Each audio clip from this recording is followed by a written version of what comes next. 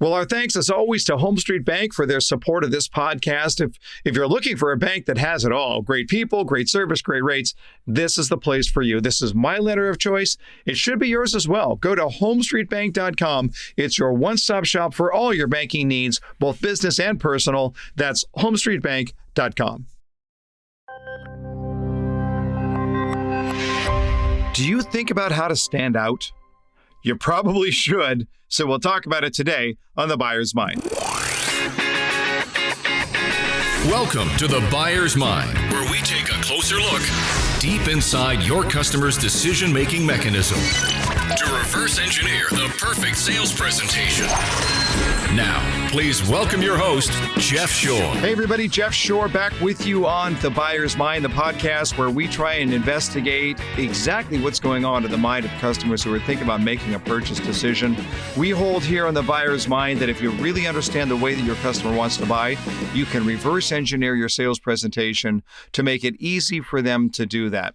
And why do we say easy? That's a word that we use a lot actually on The Buyer's Mind, and we do that because of a very important heuristic. Heuristics are decision-making shortcuts that we carry around and that are, more importantly, that our customers carry around. And they carry around this heuristic, this decision-making shortcut, that easy equals right. The easier something seems to me, the righter it feels to me. If I can take my sales presentation and I can find a way to make it easy for my customer to understand, it makes all the difference in the world. This is one of the reasons why I so abhor feature dumping. It's not easy. It does nothing but confuse your customer. And when we say that easy equals right, on the flip side of easy equals right is the opposite, and that is that a confused mind says no. So when you're dumping information, you're going to confuse that customer, you're going to violate the easy equals right rule, and you're going to have a problem. I want to suggest you here that one of the things that you could do with your own presentation is to beat it with a simple stick and ask yourself throughout the conversation, throughout the presentation, what causes cognitive strain? What causes brain strain for my customer? And you've got to go out, you've got to run that over with an easy iron so you can flatten that out and make it so much easier for the customer to understand. Our customers love easy. Easy feels right. By the way, we do too. And I know because we talked about it actually on our last podcast, but I'll bring it up one more time while I introduce our show producer, Paul Murphy. Hey, Murph, I know you and I have one thing in common. We love In-N-Out burgers. How easy is it to order at In-N-Out burgers? You don't even have to think. I mean, there's 3 items on the menu and 2 types of drinks. You can either have soda or a shake, and that's and everything comes with fries. So how simple can it be? That's right. That's right. So there's exactly one question you have to ask. Do I want cheese? And you probably knew that before you walked up to the window in the first time. But there is that idea about making it easy. And we gravitate towards those places that make it easy to do business. But today we want to talk about not just how do we make it easy, but how do we stand out? I've been thinking a lot about standing out and how we stand out. And in fact, we're going to bring on today, we do this from time to time, we're going to bring on a little bit later in the podcast, a frontline sales professional who has a long history of standing out. That's what great salespeople do. They stand out, not because they're obnoxious and waving a flag and calling attention to themselves. In fact, you're going to hear from our guest today. He's a fairly low-key, mellow guy, but he's wildly successful at what it is that he does. But he stands out. So I'm looking at it and I'm asking, why do some people stand out? And why do some not? And not just people, but companies as well. I look at Chick-fil-A right now, massively successful company. It's a chicken sandwich, for crying out loud. The product itself sounds boring, but the following is very much like what you see at In-N-Out. Or if you look at the Four Seasons hotel chain on the other end of the price scale, it stands out from every other hotel out there. Or Zappos, or John's Crazy Socks, of which I'm a big fan. But look, I'm thinking the same thing about great salespeople. Why do great salespeople stand out? What makes them special? And at the end of the day, it's about one thing. Whether you're an individual standing out or a company standing out, it's about one thing. It's about how you feel when you do business with these people or with these companies. In other words, standing out is not about the company and it's not about the salesperson. It's about the way that the customer is made to feel. We are emotional creatures. And when our emotion is stirred in a very positive way, we feel good about that, and it makes it so much easier to buy. Murph, you and I have talked about this in the past, but we just much prefer to buy from people we like. Well, there's that sense of trust. When you like somebody, you're going to trust them. And that's what it comes down to, is finding somebody that you like. Yeah, but I'm sure you have found the same way, that your emotion gets stirred in a very positive way when you find somebody who is really looking out for your best interest and who is really, as we've said in the past, their best self. Well, absolutely. And as a matter of fact, the guest that we're having on today is my good friend, and I trust him, and that's why I've invited him to be on the show and have you talk to him. That's what I love it. I love it. Mike, and I want to make sure we're clear on this. When we're talking about being your best self, when we're talking about being very positive, when we're talking about really going out there to stand out, the contrast here is not between salespeople who are great and salespeople who are rude. That's not what we're looking at. We're not talking about salespeople who are very positive versus salespeople who are very negative. The fact of the matter is that I meet very few truly negative salespeople. It happens, but it doesn't happen often. I'm talking about positive versus neutral, about positive versus And I just want to tell you right now, and if you can adopt this in your mindset, neutral sucks. You should develop a striking distaste for looking like everyone else, for doing business like everyone else, for putting in a half-hearted, mediocre job. Henry Ford once said, mediocrity is the worst enemy of prosperity, and I could not agree more. The world is full of people who are willing to do the minimum that they need to do to get by, and you do not want to be that person. That person does not stand out. The people that stand out are the ones who go the extra mile in the best interest of their customer, and everybody sees it. Everybody notices. So I got a challenge for you. If you're a sales professional, you've got your presentation, you've got it down. If you really want to make that great, here's my challenge. What would you have to do in order to get people to pay you $50 to see your presentation? What would you have to do in order to get people to literally pay you just to see your sales presentation? Think of your own presentation as being so powerful in some unique way that people would actually pay you to see it. What would that take? Now, look, if you're thinking along those lines, you know what it's going to cause you to, and by the way, I'm totally serious about this. I'm not serious about actually charging people. I'm serious about going through the activity, through the exercise of asking, what would it take to have a sales presentation that people would pay $50 just to see it? Because what's going to happen here, if you truly went after that, if you truly answer that question, you're going to answer it from the customer's perspective. You're going to start by asking, what does this customer want?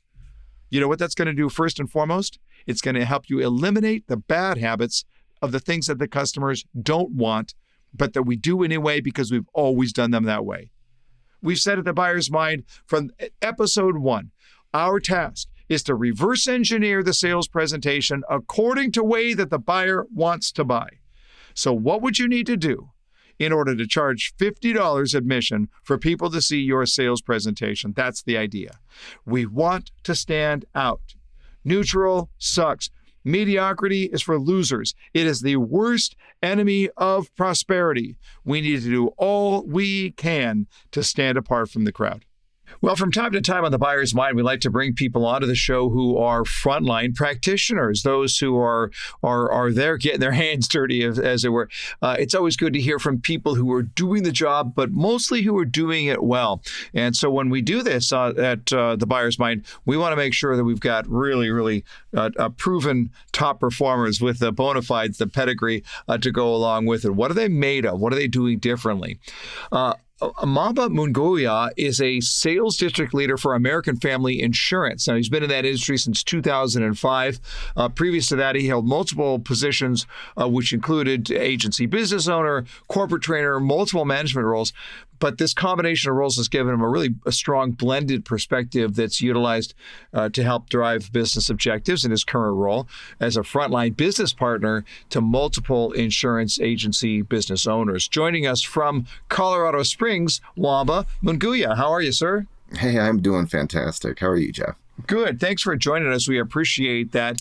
You are a sort of a salesperson through and through. You happen to be in the insurance business, but do you sort of sometimes get the feeling that, it doesn't matter, I could sell just about anything? Or do you feel like, no, you really got to be an expert in your field in order to sell it well?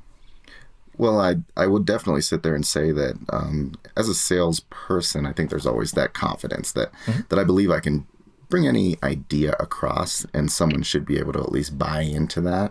Yeah. And especially with my district leader role, it changes the sale, right? I mean, I have to be able to sell that intangible to get other people to act and move in a way that will actually generate results that aren't necessarily my doing, but the inspiration of them to carry out and get those objectives done. Mm-hmm. When you're sitting next to somebody, you meet them for the first time, they ask what you do, and you say, I'm in insurance sales. How much does that immediately bring a halt to the conversation? You'd be surprised. I mean, so many times you kind of get that people are taken aback, right? And they're not quite sure, are you going to try to sell me the glass of water I just gave you? I mean, what's going on right now? But I think that now we're actually seeing a different and deeper appreciation, especially after we came out of the recession, where people are actually beginning to look at, how do I protect what I've got? And that's a huge advantage to the insurance industry right now, is that people are looking at the fact that it's not always just going to be rain and dollars, and the decisions you make are just, they're going to correct themselves. I think people are now saying, hey, I might need somebody to help guide me through this. And that's at least the approach and the way that I kind of look at how we can impact the general public now, because there is an opportunity and people are actually willing to listen. One thing that's interesting about your line of work, specifically insurance, and I think it applies to so many different products that are out there that our listeners might be representing right now, is the fact that the amount of information you can find about insurance online is ridiculous. I mean, you can go through the entire process without ever having to talk to a single human being. So how has that changed your business over the years, and why should somebody actually talk to a person when really it's people can see it as a commodity, can go online, they can go to a website and buy it without ever having to talk to anybody at all? Well, I think that there's that old saying, what's old is new. And I think that it's one of the first times that I can think of in the insurance industry where there's actually a certain generation that's never actually talked to somebody about their insurance transaction, right? And that's unique, especially in an industry that goes back hundreds of years. And what people are actually beginning to find out is that now that life is getting more complex, whether it be to technology or just through the pace at which things are adjusting, that trusted advisor, having that person you can actually talk to and not just be sitting there looking at dials and buttons, actually matters. And so it's an interesting game where a strong referral, right? A strong referral where someone's had an amazing experience as a consumer is actually becoming more and more important. And that's what our salespeople are beginning to see, is that, you know what, we can't control things like rate, but what we can control is the quality of the relationship. You know, it's interesting because when I look at the role of the internet, and listen, I don't think I'm any different than anybody else, and probably that includes you as well, Womba. When we look at the idea that if I'm going to do some shopping, I'm all over the internet. I'm getting my information up front.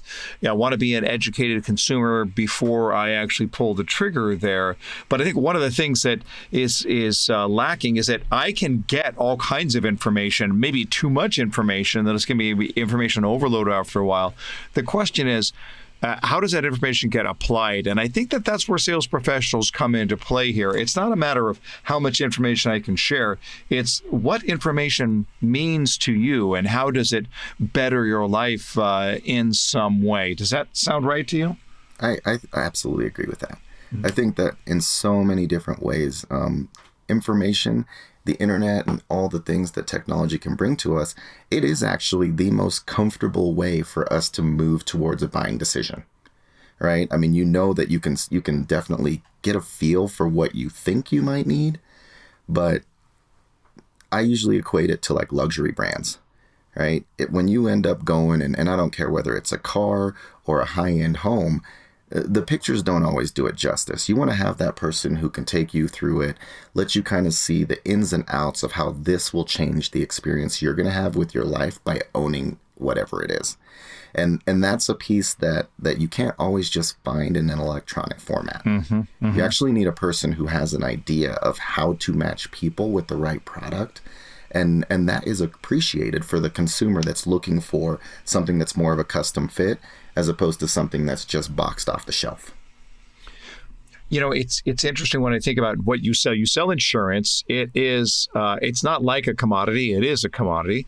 And you know, I belong to this group of it's where I get coached. It's an entrepreneurial coaching group. I go once a quarter and I meet with a whole bunch of other entrepreneurs, and probably half that class, maybe not half, but a whole lot of those people in the class are financial advisors.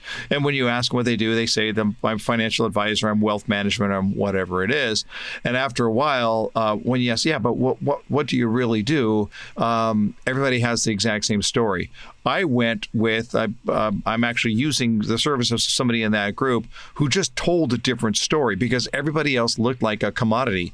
How do you prevent yourself from getting commoditized, getting viewed by your own customers as looking to say, well, this guy gives me the exact same thing that guy does, and therefore I'm going to go with whoever has the lowest price? Well, I can tell you a lot of the things that me and my team of independent business owners, we talk about this on a regular basis. What does separate us? You know, what does make somebody who literally could walk down the street and get 10 options when it comes to an insurance product? How do we stand out? And I think it has a lot to do with attention to detail to the human element. Are we even listening?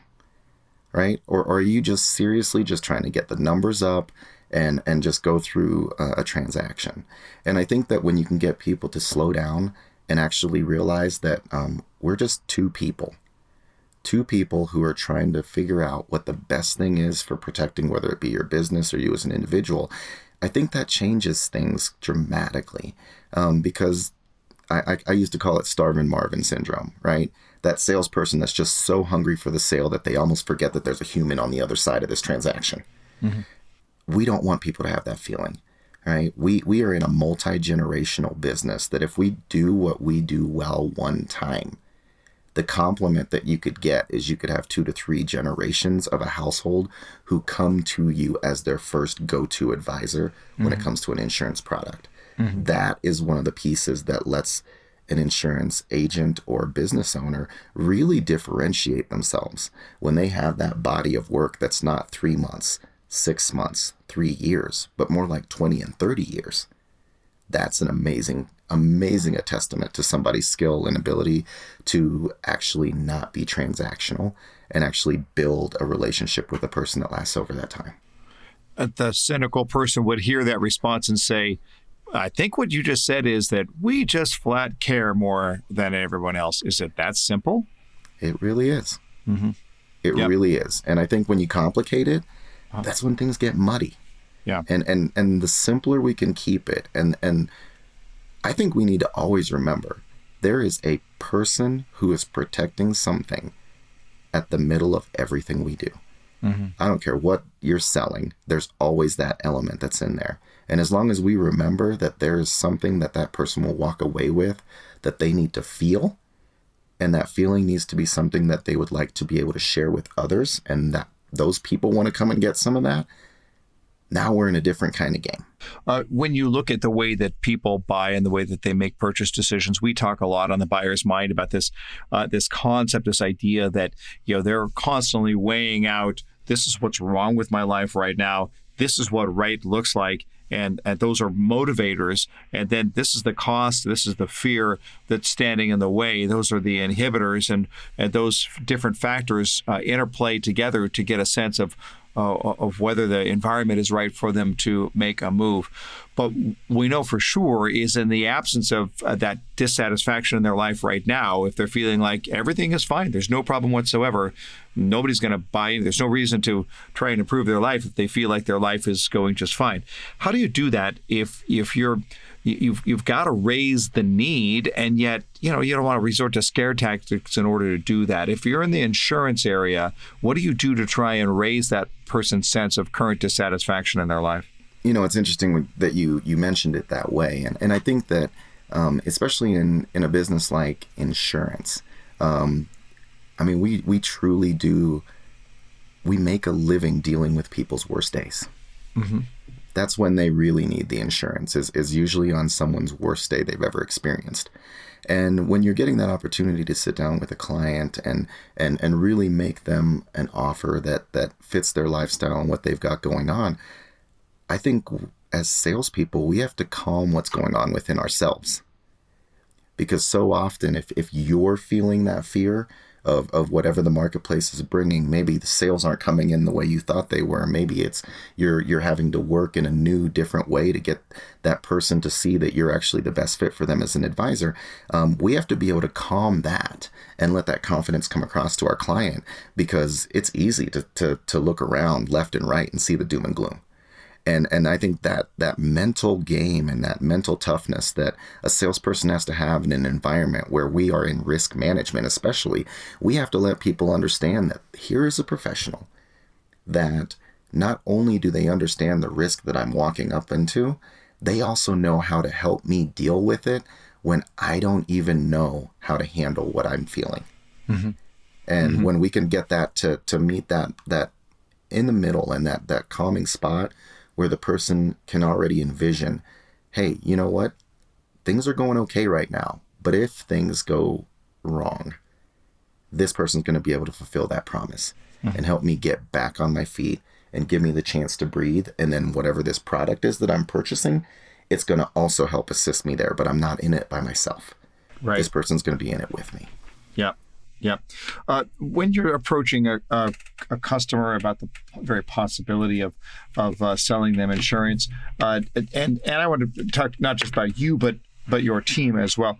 Listen, we're approaching people and they're going to look at it and saying, oh man, do I really want to talk to an insurance person? It doesn't sound like the most pleasant thing that I've ever dealt with. How do you coach your own people, and how do you approach it when you're thinking about having that sense of calm confidence in order to get somebody past their initial fears and biases about salespeople in general? Well, I think as a sales district leader, this is definitely where I can sit there and choose my words carefully. Mm-hmm. Right? I definitely think that I have to be able to be the one leading at the front with that mental conditioning, so that way, that front line, right? The people that are definitely picking up the phone, talking to those customers, that they have the fortitude to understand that in a business that we are in, and I could say the same thing for almost any other business, we have to be okay with the fact that we won't fit everyone's need. Mm-hmm. And it's getting those people to see that it's okay if we're not the right fit for them. Mm-hmm. Like, that's where you start moving into that professional space. And when you can actually know that, hey, this might be a better referral for someone else who is in my industry that could handle what you need specifically even better. Now all of a sudden we're building up the entire industry, because now it's not just about me and my sales and my company. It's still keeping that client in mind and letting them know that subliminal thought that, hey, guess what? I've got enough good things going on in my world to let you know that we don't have to squeeze you into this situation. I can actually let you be placed correctly where you need to be at. And when that confidence comes across that you've got the solution and you've got the place where they can go, now even though you didn't get the sale, you got the long-term sale. Mm-hmm. Yeah. Now you're that person that they'll be able to sit there and start to have some trust, because, wow, I mean, how good are you if you can let me go away mm-hmm. and get mm-hmm. me to the right place? Sure. One of the things that's interesting about just in talking to you, Womba, is that when we look at, I think if you ask the average person, to picture in their mind, what does an insurance salesperson look like? And, there's a stereotype. It's sort of like, I've known a lot of really, really good people who sell cars, and they have to deal with that stereotype of what a car salesperson looks like. You're a confident, passionate, soft-spoken person. It sort of flies in the face of the image that you have of an insurance rep. Have you seen that there is almost an evolution, even in the style of salespeople and the way that they carry themselves, that's been necessary in your industry? I think more now than ever, we're moving away from that thought that you've got an insurance agent that kind of sits on a pedestal, right? That they're almost untouchable, where you're not going to see them running in your social circle. They're only going to be, on the country club, sitting there golfing all day long. You're not going to see them at your local grocery store or anything like that. And I think that's the biggest shift that we have had as an insurance industry. Here's a person that's protecting what most people would think is the most valuable piece of their life, whether it be their home, their car. All those things are carrying the most precious things that they have in their life, which are their loved ones. Mm-hmm.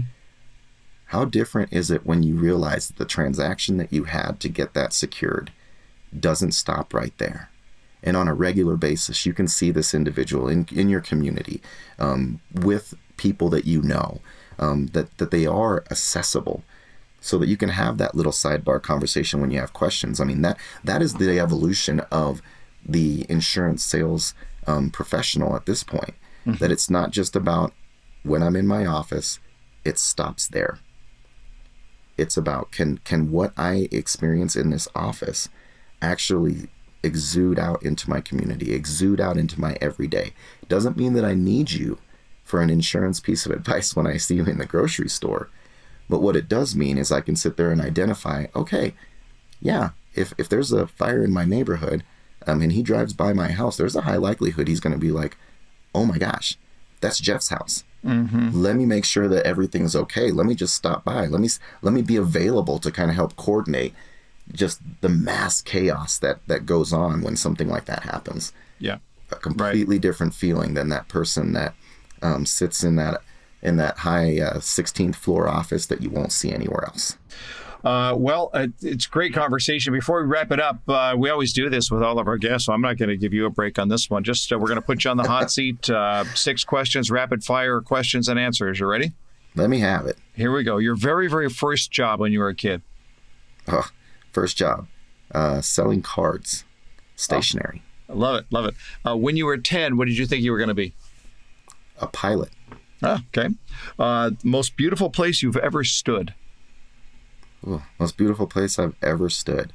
I would definitely have to say that it was the first time that I went to California and saw the ocean. There you go.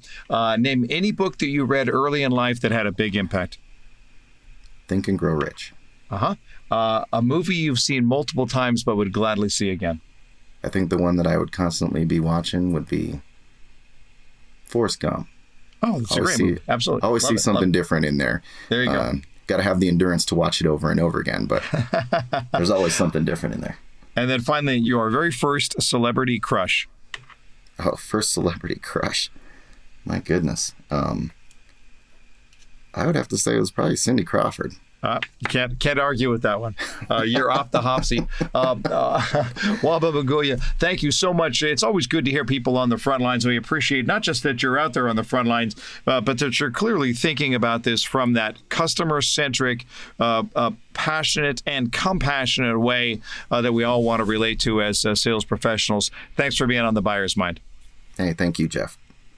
All right, Murph. Well, that was fun. It's always good to talk to people who are not just, as I was just saying, not just on the front line, but people who they are true and strong professionals. And clearly, this guy does his homework. He's passionate about what it is that he does. And I think he's representing the sales community quite well. Well, one of the things I love about him is, and our listeners didn't get to get this in the interview, and he is a reader. He reads and reads and reads. As a matter of fact, I am constantly tapping him and saying, "What are you reading right now?" I love it. And that's, it's funny because we just recently talked to Dr. Art Markman on the show, where he was talking about that idea of how do you push your knowledge? What are you doing to grow quality knowledge? And there's certainly a great way to be able to look at that is to say, what are you reading? I loved the idea that as we were talking about the commoditization of the insurance rep and the idea of how you get uncommoditized, it was so simple but so profound. You just got to out-care everybody else out there.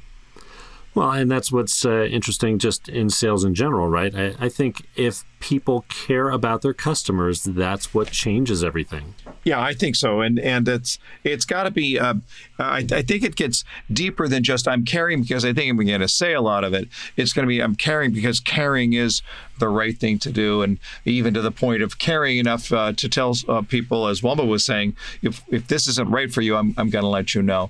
But I just love the idea of asking the question, how do we stand out? And Womba was asking about that, the idea of how he gets his team together and asks the question, what separates us? How do we really stand out? And I would just challenge all of you who are listening right now to ask yourself that question, but you have to ask it in a different way.